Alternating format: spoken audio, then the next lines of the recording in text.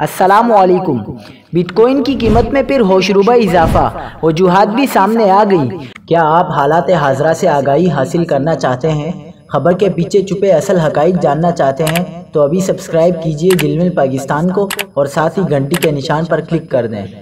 आपको बताते चलें कि क्रिप्टो करेंसी बिटकॉइन की कीमत में 3 माह के दौरान पहली मरतबा 2% का इजाफा रिकॉर्ड किया गया है। बिटकॉइन की कदर 2% इजाफे के बाद $50,000 249 से ज़्यादा हो गई। माशी माहिरीन ने डिजिटल करेंसी की कदर में इजाफे की चंद वजूहात भी बताई हैं। माहिरीन का कहना है अमरीकी कंपनी टेस्ला के बिटकॉइन के जरिए खरीदो फरोख्त न करने के फैसले और बीजिंग हुक्काम की चीनी क्रिप्टो करेंसी पर पाबंदी के नतीजे में बिटकॉइन की कदर में इजाफा हुआ है। बाद इज़ा टेस्ला और दीगर सरमायादारों ने क्रिप्टो करेंसी की हिमायत का ऐलान भी किया।